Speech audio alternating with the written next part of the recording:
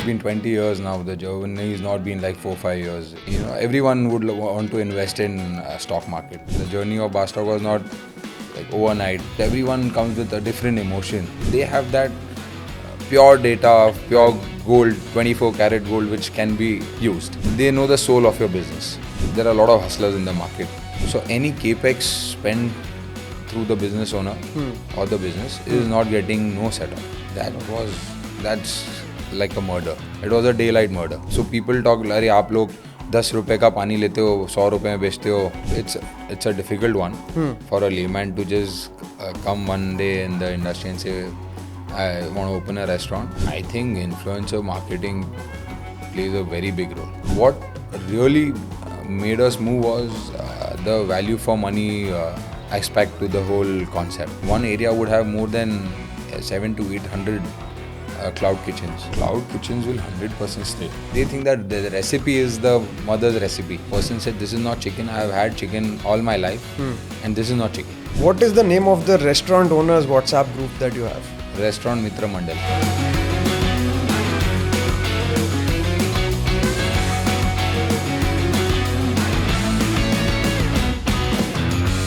Running a bar sounds like fun, doesn't it?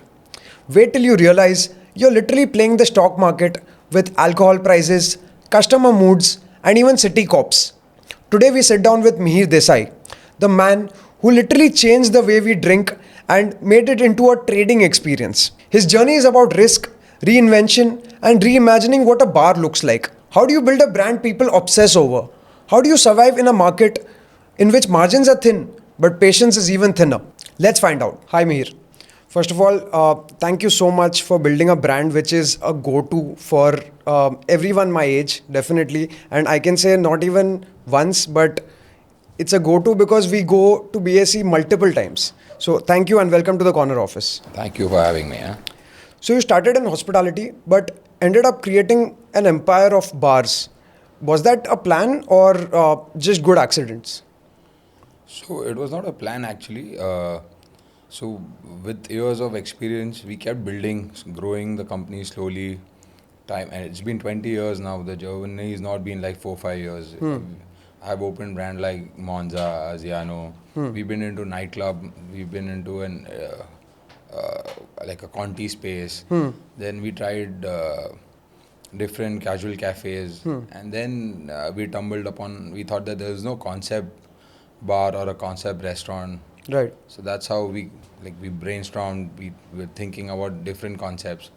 And then we thought that something like stock market, which is, everyone would want to invest in stock market. So we thought that that's a thing which is very close to people. And, a person who's salaried to even 15,000 would want to invest. Right. So we thought we'll try to tap that. And so we started with bar stock, that's how. And the journey of bar stock was not like overnight. Right. It took us a time to build the app, and then that's how we launched it after around 8 to 9 months. Right. So I myself remember back then, BSE was a totally new concept, a very fresh approach. And with alcohol prices going up and down, there was something that we had never seen before. So there was a very fresh approach. Plus, I'm sure that it would be a risk also, right? Yeah, so any business, when you're trying to experiment in the market, there is always a chance of failure. But that's how any business owner would. If you're into a business, then you have to have the appetite to take that risk. And right. So people think, running restaurants is very glamorous from the outside. What is the part that nobody sees? So I would not say it's not glamorous. It is glamorous because business is very much linked to PR and people. It's a people's business. I mean, you are meeting new people every day. You will meet a celebrity, you will meet a politician, you will meet a banker, investment banker, XYZ. It's a vast clientele you have. The major connect here is because even people, you need service people. It's a human resource business. Right. So the most difficult part here is to manage your people, which is your staff. Correct. Because everyone comes with a different emotion. Example, your customers also come with a different emotion. Somebody must be happy, somebody is sad, somebody has had a loss, somebody has gained, Right. anything. Even your staff has different, any individual comes with a different emotion in the day.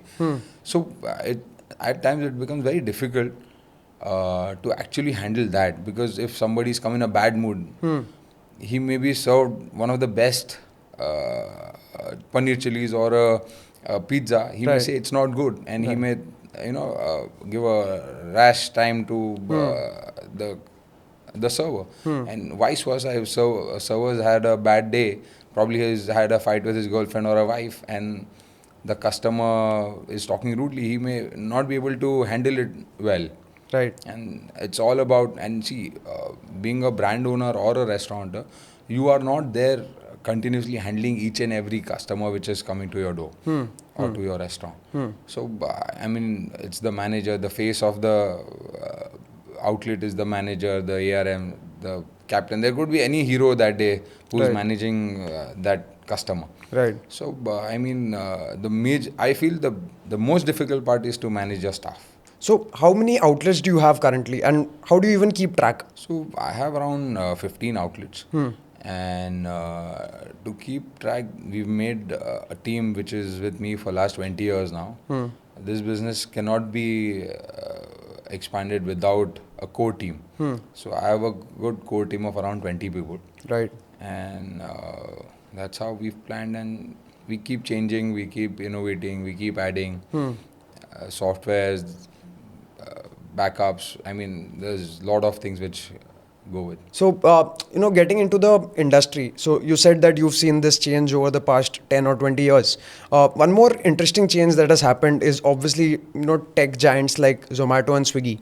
So, since they have entered the industry, what has the change been like? Have they really helped you, or are they creating a problem? So, see, any software, any tech giant, with any tech coming into the business, there'll always be boon as well as curse to the business. So, the boon is that the marketing is much to the clientele. People who are finding you or are looking out for something what you're wanting to sell or market is the strategy marketing is that it's a pin, like bang on marketing. What happens here is that you are sharing a full data of yours, and tomorrow they want to market themselves to your competitor. They have that pure data of pure gold, 24 karat gold, which can be Used. used. So there is one major concern on that, Right. because they actually know the footprints. They know which area you are getting footprints from, what they are consuming, what they are not consuming, what is the behavior. So it is like they know the soul of your business. Right. That's interesting because usually when we discuss this, people always say that it's the commission percentage. Maybe it's 5% up or down, but See, that doesn't really matter when it's a big chunk. That doesn't. Yeah, that would really matter when the business is like probably one outlet, or you're trying to start something new, and that's an additional cost. Yeah, the cost is very high. But for me, a person like me, I think a little diversely to this, because I think what I'm sharing is I'm sharing my data, my customers I'm sharing. So today, if I'm running an offer, and that offer is done pretty well for me, now any tech player knows what I've done, what is like they know how I've got the customer in, or how we've got the business. He's going to sell that idea to another competitor. so data is everything nowadays anyway. So I think that's a good insight that the data part is one thing that is really creating a problem, or which these tech giants are really using, which should be of the restaurants. Yeah, so I'll give you a very small example. If you go 10 years, not even, 10 years back, you used to find these restaurants used to have home deliveries on bikes and cycles. They used to manage the home deliveries. Right. And what suddenly happened when these guys came in, so the home delivery market grew. Like it grew multifold. But what happened to those guys who were ruling that market? That got divided. Right. Where earlier, if I stayed in Bandra, we had a few restaurants which we used to call from, like Sheetal, Shiv Sagar. Right. And there were hardly few options.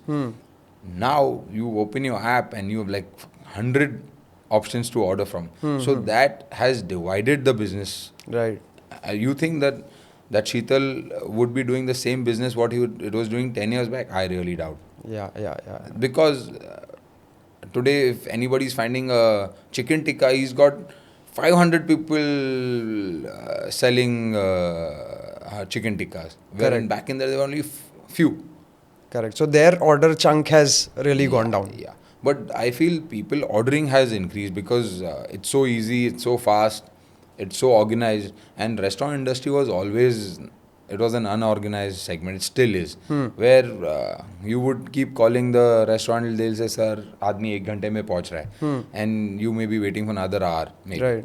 So, and there was no customer feedback. You could only pick up the phone and call the restaurant and saying, hey, your chicken tikka was not got good today, it was not up to the mark. But there was no refund, there was you could not review, or there was the customer was not, the restaurant was never insecure about his business. Right. He never thought that this complaint is going to travel to another. But today, if you are serving something which is not up to the mark, you're going to get a bad review. I mean, it's boon, it's curse. That has really improved, yeah. So now, anyway, we get our food in 10 minutes. We upload one photo and we get our full refund back. Yeah. So I totally get but what I you're think saying. they've changed it now. There's no refund happening anymore. Okay. Yeah. Maybe the losses have grown. No, maybe there are a lot of hustlers in the market. So people try to just create. But okay, even that data they had, because I had spoken to one of the executives, they said that even they have that. If any customer is continuously doing that, he's blacklisted. Right. Got it. Okay. So I'm sure cost cutting would be a major factor in restaurants, right? So I wanted to really understand that how does cost cutting work in restaurants and where do you start with cost cutting? So cost cutting actually, how you can save? See, you cannot really save anything on the supplies. Where you can do cost cutting is on your utility, like your electricity. You can hire. So now recently somebody's launched a machine which you can actually program that how many hours of ACs should run. Okay. How many hours of light should be running. If there's a multi-story outlet or it's a big outlet, so what time, how much light should be on, because all that, it's a very good software, or I think whatever the hardware. Right. But something like that would really help in cost cutting. There's no other way you can cost cut. Like today, if you want to be in the game, you cannot sell example, if I'm buying a 400 kilo rupees paneer, I cannot sell a 200 rupee kilo paneer. Right. It's not gonna taste good. Then it's not a win-win for you and the customer both. Right. So you start with utilities, basically. Yeah, normally we start with utilities. Okay. Besides that, one major factor which really changed and affected hospitality or restaurant industry is since 2020, right? First of all, COVID hit us, and even before that, if I roll the clock 2 years even before that, then GST came in, which was really brutal for the restaurant industry. Can you explain how exactly it impacted you? So GST, which came in 2018,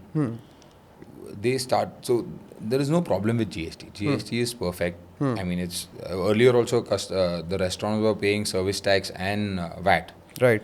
So it just there was a name change. It was 18%. Even this was 18% when it was launched. And it was perfectly fine. But suddenly the government took a change on that, stand on that, saying that you go into the fixed 5% category and you don't get any set-offs. Okay. So any capex spent through the business owner or the business is not getting no set-off. That's like a murder. Right. It was a daylight murder. Right. Can you explain set-offs more in detail so that we set-offs is basically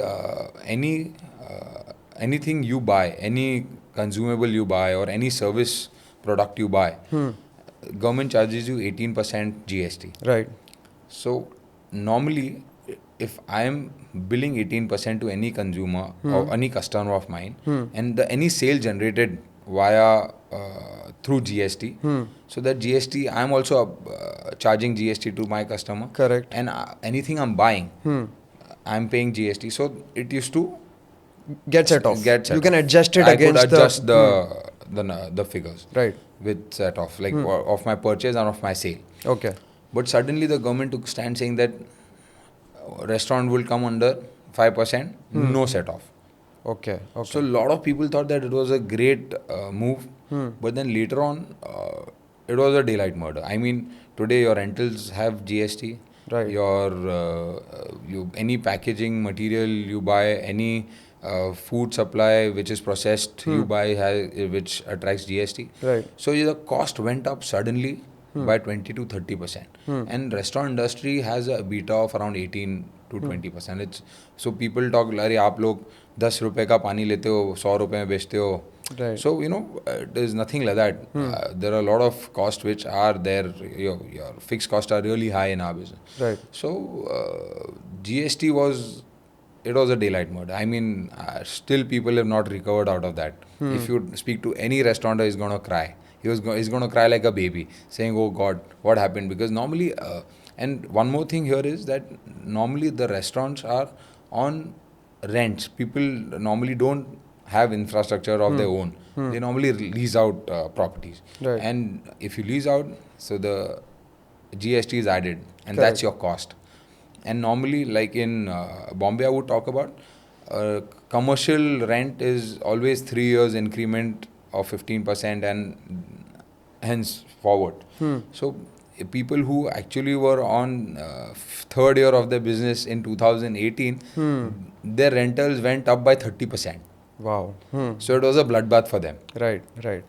So normally what that expense was usually going under, let's say, Which was getting adjusted, which was not your cost. Now it became suddenly your direct became expense. Your direct expense. Because customer was paying you GST, it was not your part. You were buying something with GST and you were adjusting that. Now that suddenly became your cost. In between, consumables like air conditioners and all, your fixed assets basically, it came under luxury. AC came under luxury good. So they started charging you 28% GST. 28%. So I was building few projects of mine and I had paid 28% GST on the air conditioners which we bought. Right. So that is 30%. So if an average project of mine, if I'm purchasing air conditions for say 30 lakh rupees, my cost has gone up by 30%. Right. That has to be very brutal. Yeah, very brutal. And again, any other capex also has 18% there. So my project cost had gone almost a couple of thousand up by just GST. Right. One more thing I was wondering is, let's say a layman wants to open a new restaurant or a bar today. So how difficult is it for him to get the licenses or the permissions? So there are agents in the market. It's a difficult one for a layman to just come one day in the industry and say, I want to open a restaurant and get licenses. It's difficult. There are multiple agencies, government agencies which are involved. Like you need to have police NOC, you need to have BMC NOCs. The BMC also has a couple of different NOCs, building factory, this, that.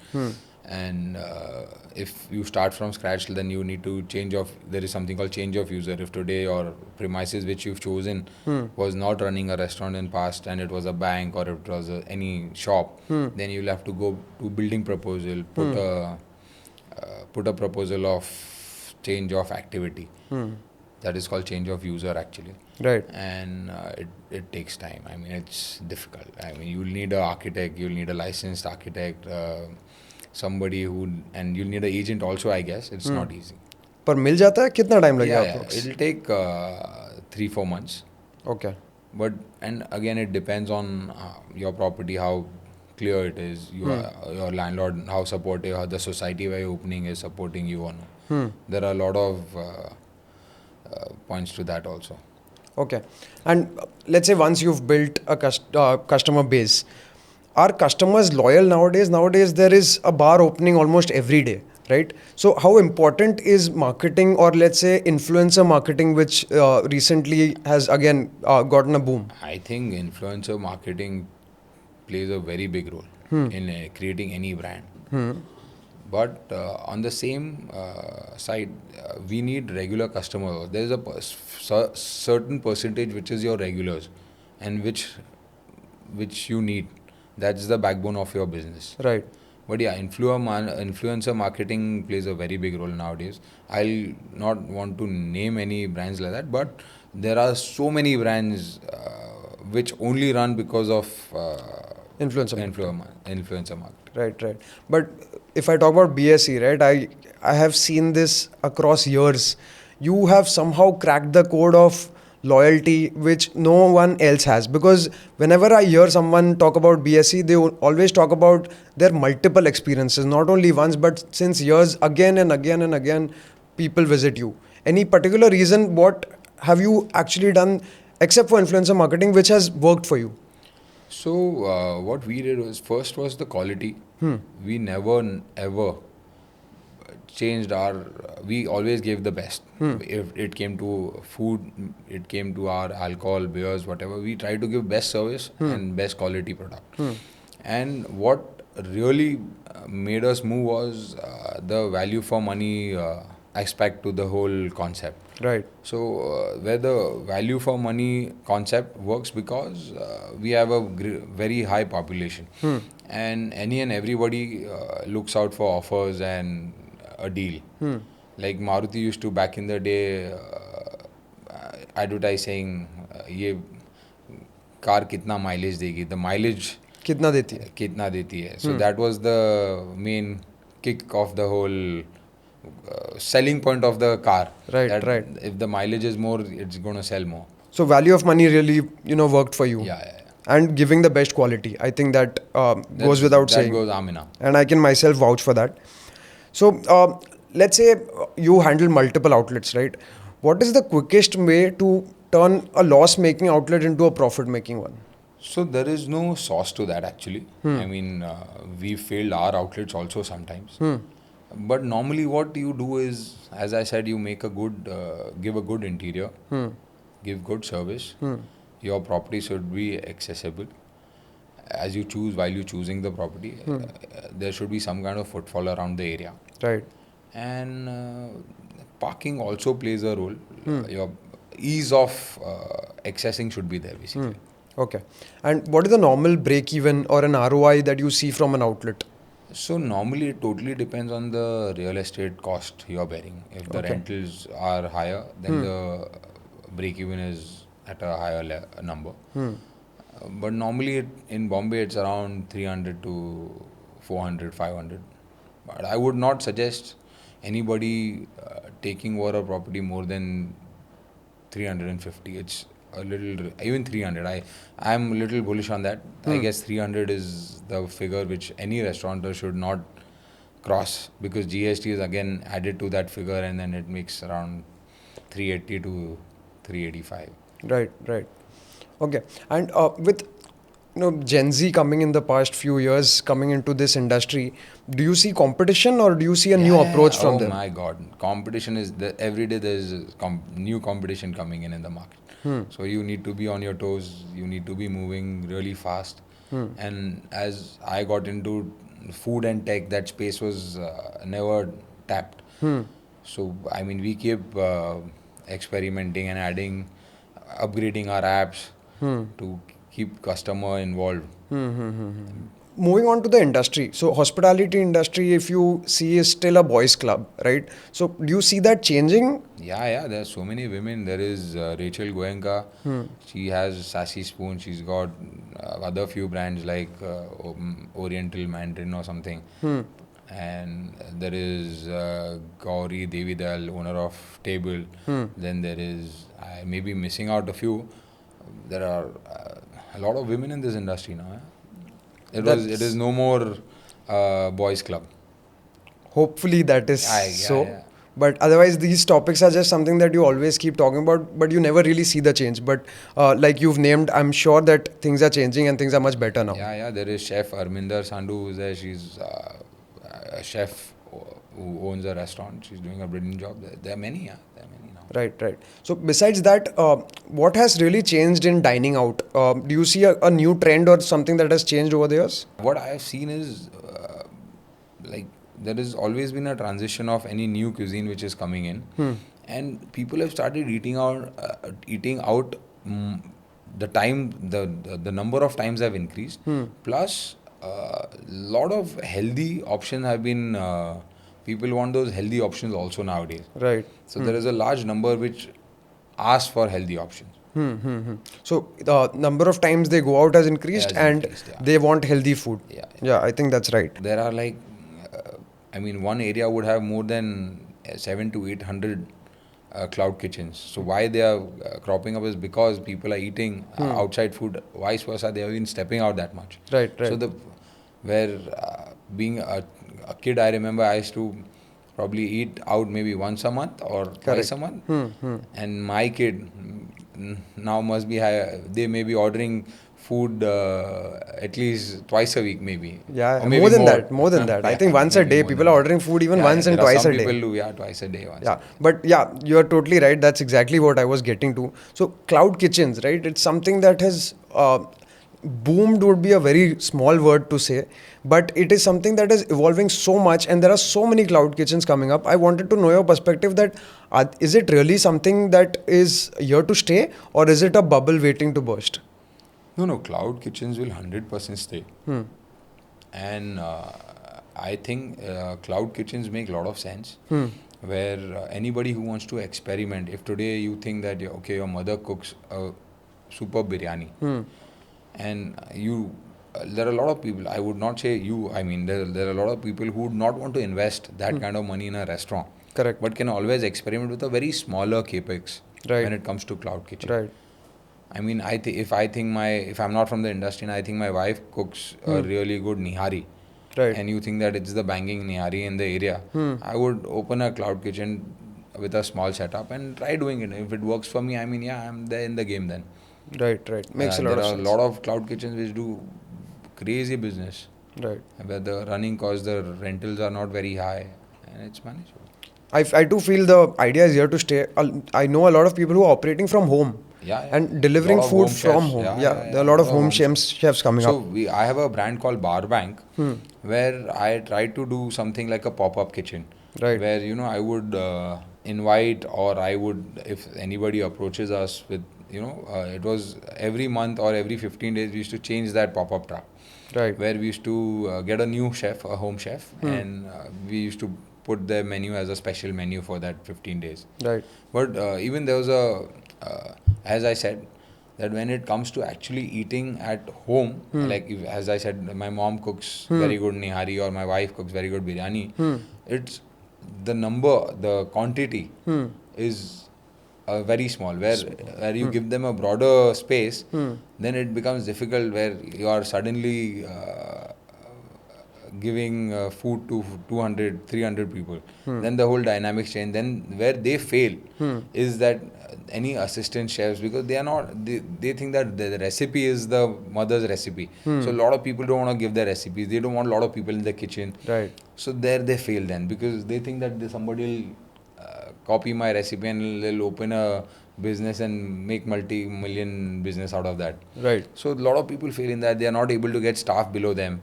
So when we opened our pop-up kitchen, so we used to invite all the home chefs, but there were very few who could actually turn around the whole thing. Right. Otherwise, they used to do it for a couple of days and then they used to say, please help us. We need some support staff.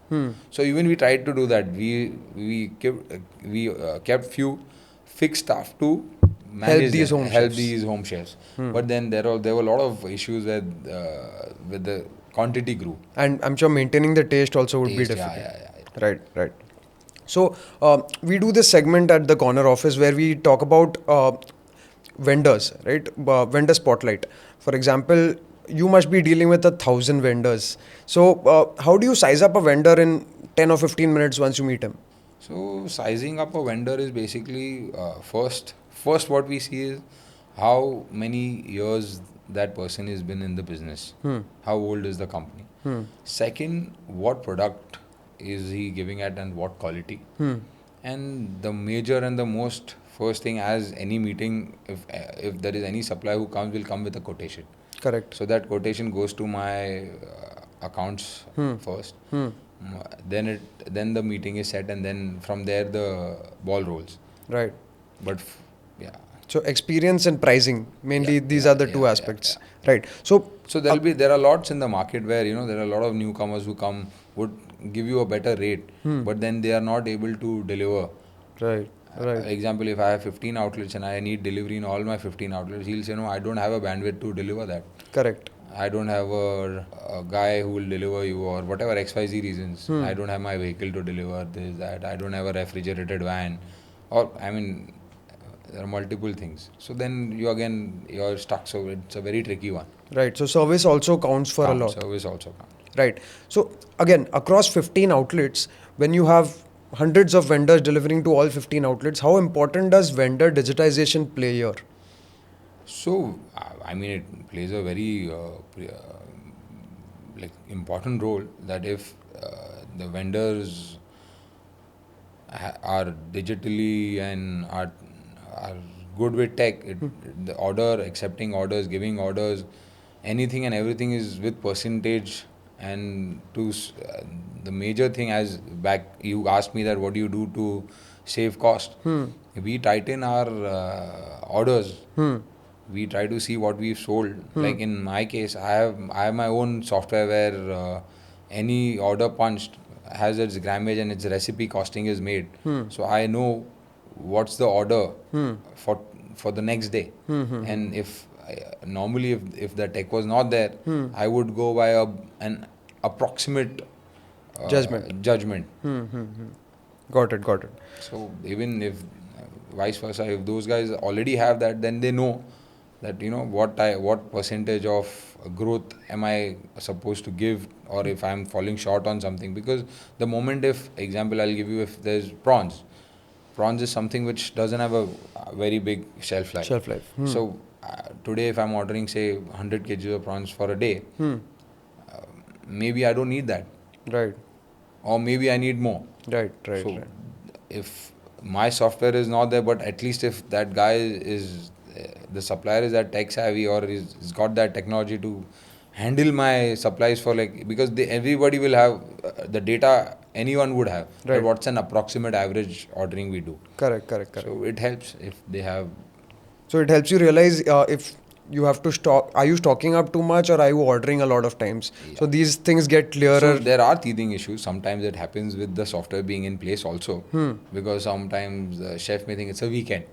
Correct. So he may want to increase order. If there is a long weekend, he'll say, sir, I think there's an email put out to everyone saying that, it's a big weekend. There are chances that, a lot of people will travel outside and we may not have that kind of footfall. So let's order less. Right.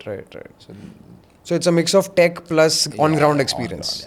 On-ground, Right. Because it's a restaurant industry, you cannot have 100% accuracy in ordering, and you'll always need a human inversion of that. Of course. So also, which brings me to talking about vendors, there are a lot of retail brands which come up. Like on the top of my head, I can think Seltzer is something that recently came up. Yeah. So how do you as a multi-restaurant owner support or help any new retail or any new brand coming up? So I love experimenting. So I give chance to a lot of people who come to me. And we do a tasting note on that. Like we have a team who does tasting, but normally if anything new which comes, we like to experiment. We give it to our clients. We take feedbacks. We run offers on that we get real feedback, and we do justice to the person who's come to us for marketing it. And TBSE, where it's known for value for money and concept and giving good food, it's a reverse side of it is also we do a lot of experiments. We give chance to a lot of new business owners and brands which want to come in. So anyone listening, y'all can contact Mr. Mihir Desai if you want to try out your brand at BSE. I'm sure he'll be happy to help. Coming to our next segment, which is personally my favorite, is the rapid fire. No podcast is complete without the rapid fire, right? So we'll give you a list of questions, and your answer should be rapid and full of fire. So one cocktail you secretly love at your restaurant. I'm a teetotaler. But still, my picante is really good. You can try the picantes. Most opened app on your phone, except for WhatsApp, of course. Twitter. Okay. Favorite city in India to party? Mumbai. Which one gets muted first? Family WhatsApp groups or restaurant operations group? Let's not ask that. Quickest stress buster after a long day? Game of paddle. Paddle, right? One book that changed your thinking? Or a movie? Godfather. That's a nice one. Running a kitchen or running a bar? Both. If you left hospitality, let's say tomorrow, which industry do you want to try? Stock market maybe. You already have experience of that. What's one restaurant trend that really needs to die? Reviews, I think. Reviews. What is harder to manage, employees or vendors? Employees. Employees. Okay. Food delivery apps, boon or curse, if you had to pick one? Boon, but with not the commission they charge. Okay. What is the most bizarre guest complaint that you've had to smile through? That this doesn't.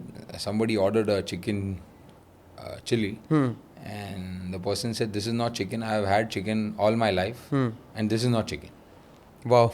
And that was actually chicken. How do you? I mean, I cannot show him my supplier's bill saying that he's not going to agree to that. Right. Okay. That's very weird. Yeah, so we offered him another one. What is the name of the restaurant owners WhatsApp group that you have? Restaurant Mitra Mandal. That's really funny. Okay. So thank you so much. I think you did really well. Moving on to, we would really like to know what is your next big goal or where to from now for BSE, for Bar Bank or for Mihir Desai? So we are targeting all the metro cities because metro cities are a much wider audience again. So my aim is to have BSEs in all the metro cities first. And let's say if you had to advise a newcomer who's just starting out and wants to open a bar or a restaurant, what would you tell him? What are the things that you must or you must not do? So there are like 5-6 points which any newcomer should address while they are coming in, wanting to come into this business. First is the location they choose, the capex they invest, Right. and I think the major thing what they need to again overlook or not overlook is to check what type of restaurant you want to do in which area. That also plays a very big role. If today I want to open a bar and if I'm in a densely populated residential area where it depends, if it's a everyday bar then it's fine, but then if it's a like a club bar or with a high energy bar, I would suggest that it has to be somewhere which has a little more privacy, because you need to respect your neighborhood also. Right. So all this now, with the government, they're wanting to change all this. You know, they are looking.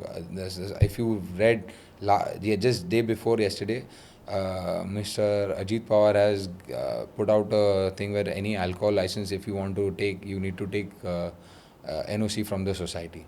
Oh, okay. So things are changing. So all this is very important. So all the 5-6 points before you get into the business. Right. Okay, thank you so much. This has been a lot of fun. If you'd like to say anything to end this, you can tell our viewers what do you feel. Goods and bads, ups and downs are all part of the business. Be courageous, just hold on to your storm if there is any, and you will sail through. Thank you so much. Thank you so much for giving us your time. Thank you, man. From chasing trends to setting them, Mihir's story reminds us that real success comes from solving the problems which people didn't even know existed. Whether you're building a restaurant, a bar, or a business, always remember there's no formula, only smarter risks. Thank you so much for watching this episode. If you liked what you saw, please make sure to like, subscribe, and follow us on LinkedIn and YouTube. Thank you.